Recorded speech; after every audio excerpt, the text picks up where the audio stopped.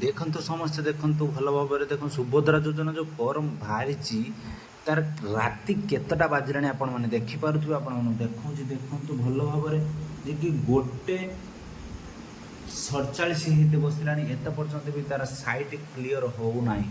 ଆପଣମାନେ ଏଟାକୁ ଭଲ ଭାବରେ ଦେଖନ୍ତୁ ଦେଖି 1:47 ବାଜିତେ ବସିଲାଣି, ଏତେ ପର୍ଯ୍ୟନ୍ତ ସାଇଟ୍ କ୍ଲିଅର ହେଉନି। ମୁଁ ସରକାରକୁ ଏଇ ଜବାବ ମାଗିବାକୁ ଚାହୁଁଛି ଯେ କି ସରକାର ଯଦିକା ଆପଣମାନେ ଫର୍ମ କାଢ଼ୁଛନ୍ତି ତାହେଲେ ଆପଣମାନେ ଏ ଯେଉଁ ଫର୍ମଟି ଆପ୍ଲାଏ କରିବାକୁ କାହିଁକି ଦେଉନାହାନ୍ତି?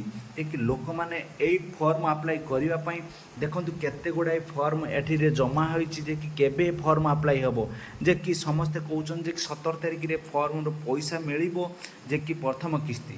ତାହେଲେ ଆପଣମାନେ ଚିନ୍ତା କରନ୍ତୁ ଯେ କି ସରକାର କେତେ ଆପଣମାନଙ୍କୁ ଠକୁଛନ୍ତି ଯେ କି ସବୁ ପ୍ରକାରରେ ଇଏ କରୁଛନ୍ତି। ସମସ୍ତେ ଦେଖନ୍ତୁ ଭଲ ଭାବରେ କମେଣ୍ଟ ମାଧ୍ୟମରେ କମେଣ୍ଟ ଦିଅନ୍ତୁ ଏ ସରକାରକୁ କ'ଣ କରିବା ଦରକାର।